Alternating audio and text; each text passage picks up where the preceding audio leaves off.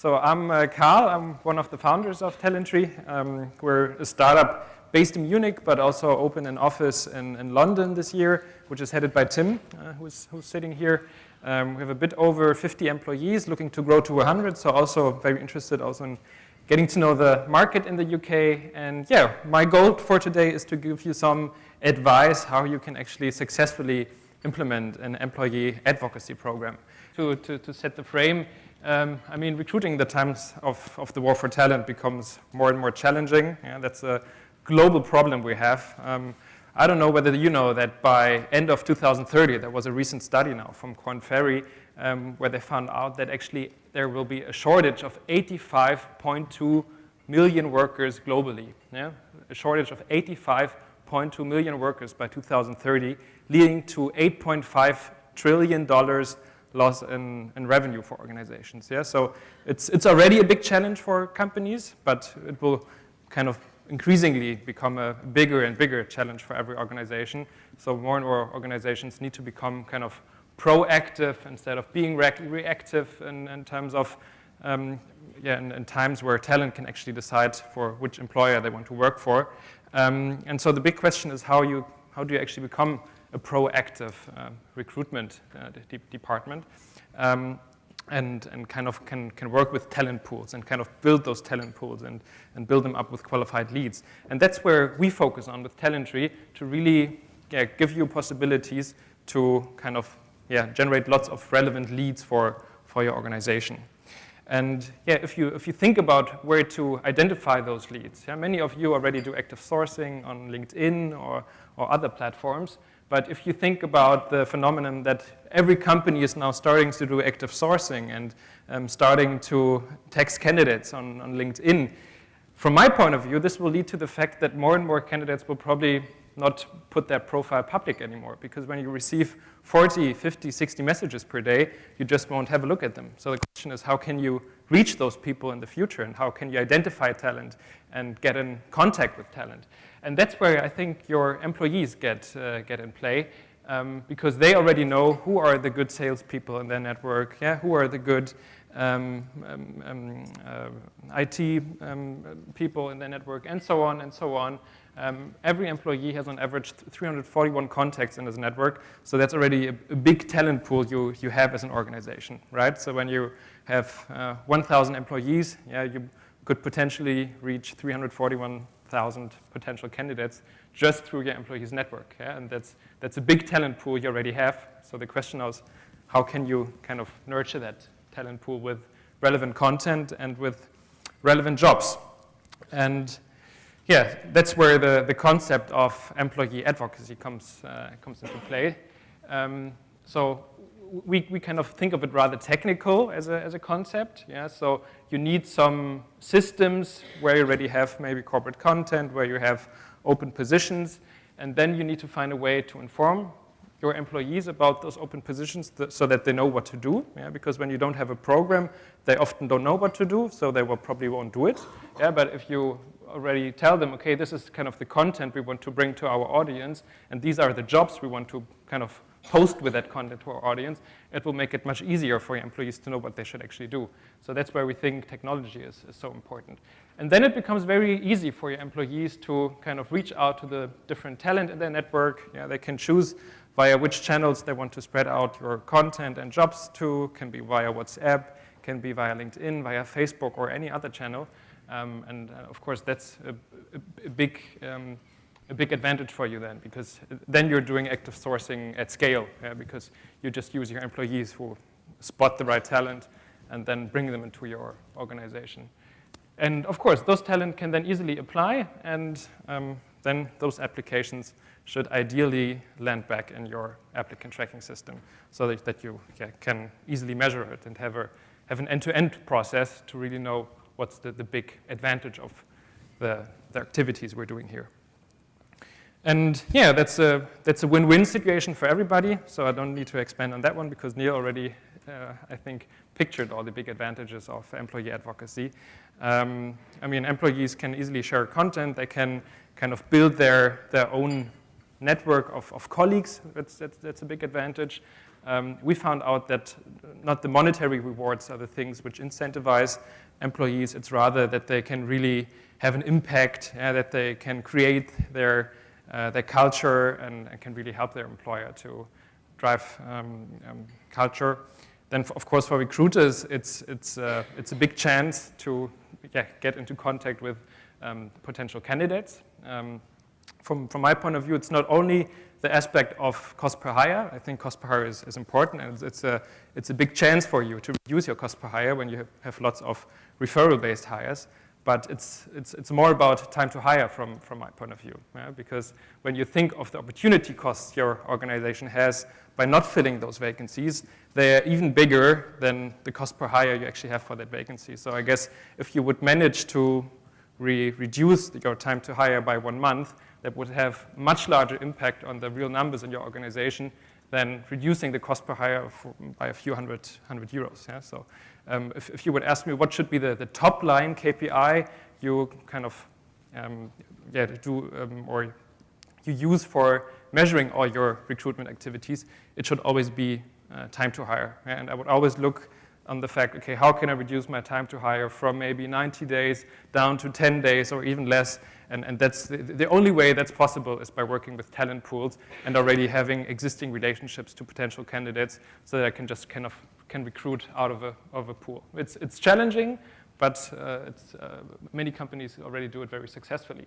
And also now looking the side of the candidates, and that was actually also the reason why we started Talentry, because when I co-founded Talentry, I was also looking for a job. I was just finished with university, and I was, like always when I was looking for a doctor or when I was about to buy a washing machine, not a trap for squirrels, then I was always asking my friends about recommendations, and I was wondering, okay, why don't employers kind of leverage that potential of personal recommendations? Because from a candidate point of view, it's a source of trust. So I always trust my friends and colleagues when I have an important decision. And looking for a job is probably one of the most important decisions you have in your life, and that's why you should leverage personal contacts. Yeah, so what are the things that matter and the things that make an employee advocacy program successful? So we found out, or in general employee referrals, we found out that you can't buy referrals. Yeah, it's not as easy that you just say, okay, now we have a program in place and we give every employee $1,000 when he's kind of referring us some talent. It's not that easy. It's more about creating a culture, a great culture and trust.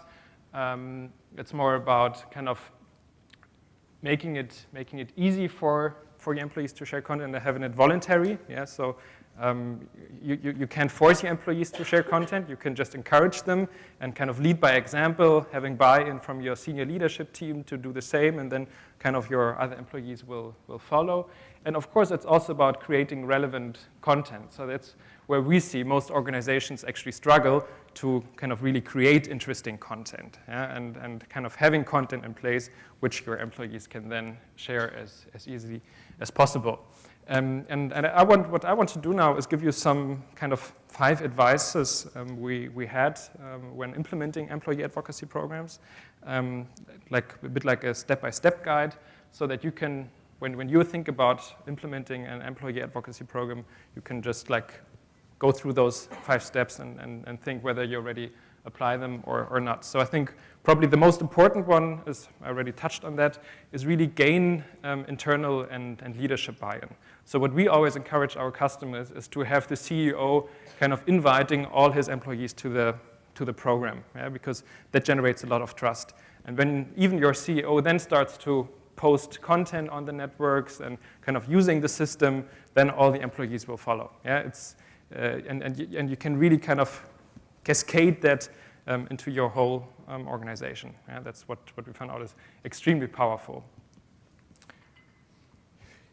Then also, of course, very important to measure all your activities. So kind of starting your employee advocacy program is nothing that you once communicated and then it's working from alone. You always need to measure and see where are maybe the bottlenecks in the process. And to kind of measure that, it's important to spot the different dependencies. Yeah? So for instance, when you say our goal is to create 500 hires, I would need to know, okay, how many applications do I need based on referrals?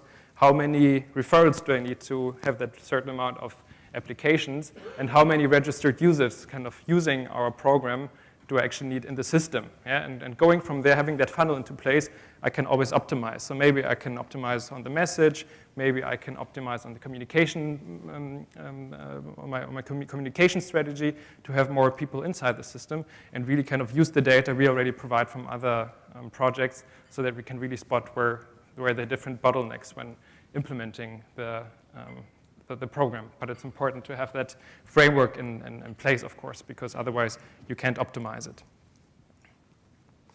Then the third step, of course, is developing an internal communication campaign. So we found out when you just write an email to your employees, it's not working. So you really have to be creative. It can be good to give you a special name. For instance, the case study I will show you now, they named it the A Factor. It's a company called Avalok. We have companies naming it Triple Win, so they always give a good branding for that program so that the companies kind of speak about, the employees speak about it and kind of promote it within the organization. Yeah? And of course, like I said, senior leadership buy-in, maybe doing communication videos, communication campaigns, giveaways, and so on. It's just important to have really that word of mouth in place, that all your employees start to talk about that in the canteen during lunch and start kind of promoting your content, of course. Then step 4 also is develop a comprehensive employer branding and content strategy. I already said that that's probably the case where most organizations actually struggle with, because they say, look, we don't have the resources in our HR department to actually create content. But there are actually 2 things I would strongly advise. So one thing is that you shouldn't start from scratch. Yeah, you can already leverage existing content. Yeah, it's as simple as that. Maybe when you open a new office, this can be a very interesting content you already have in different newspapers and so on. Or, for instance, when we had our financing round, that was very interesting content, of course, because many candidates found it very appealing that we're a strong growing company, which is funded very well. And we found out that those messages, when we bring them into the World Wide Web, then that's very powerful. And we actually don't need a HR department who is creating content for that. But if you don't, if you kind of want to have other formats, from our point of view, it's very much about authenticity. Yeah? So it doesn't have to be too professional, the videos you're creating. I think it's more about having a good format in place. Yeah? You could just kind of take a camera and ask every employee 3 questions. Could be, okay, why have you chosen to work for employer XYZ? What do you enjoy working for us as an employer? And what was your dream when you were a 6-year-old child? What were you expecting actually to become? You know, just having a format in place, and then you can post that on a platform, and employees really like to share that kind of content. It's still much more appealing than a job description. Yeah? And like our data is that content is clicked 3 times as often as a job description. So this can be very powerful and doesn't cost you much. You just need a camera and a good format in place, and then yeah, you're getting that on YouTube, and it's done basically. Yeah, and step number 5 is also installing an incentive strategy. So like I said, you can't buy referrals, but it's still good to work with incentives. Yeah, it's a bit like, I don't know whether you know that experiment by Pavlov with the dog, where he's kind of ringing the bell, and then he's getting something to eat, and next time when he's ringing the bell, he's expecting that he's eating something. And I think it's a bit the same with referrals. Yeah, so you can't buy referrals in the beginning, but when you someone was doing a referral and he's receiving a bonus for it afterwards, he will continue making referrals, yeah, because he has a very positive experience about making the referral, and that's very important. Yeah, that the employees have the feeling that the organization is really encouraging me making a referral and appreciating that. Can also be as easy as just kind of sending a thank you letter signed by the CEO. Yeah, this could also be a good incentive, but I just want to have some feedback on the activities I'm doing and want to be appreciated. That's something we definitely found out. Yeah, and like I said, we also brought a case. It's a company called Avalok. It's a Swiss company, yeah, but they use our system globally. They have 2,000 employees, 150 clients, 4 trillion euros in revenue, and US dollars, and 2,000 employees in 66 countries, and very, very successful and very strong growth. Their challenge was that they they had this talent pooling and strategy in place, so they already identified that they had to become proactive instead of being reactive, but just didn't get enough talent into their pipeline. And they already had a referral system in place, which somehow didn't work. And so they were looking for a digital program which could help them really promoting the system internally and driving engagement continuously for the employees. That's Cornelia. Actually, I was hoping that she could join me today for the presentation, but unfortunately she had another meeting. But I just want to show you what they were doing with our program. They named it the A Factor. So they rolled it out in 10 countries, for instance, also in China. In China, then we also integrated with other social media channels like WeChat, because when you're only integrating with Facebook or WhatsApp, this won't help you much in China, so you, of course, always need to integrate with the relevant social media channels. In Japan, it would be Line, and in Korea, KakaoTalk, and so on. So there are always, depending on geography, very different social media channels in place, and that's all channels we're integrating with. And they also did a promotion video of the A Factor, and that's something I will show you now.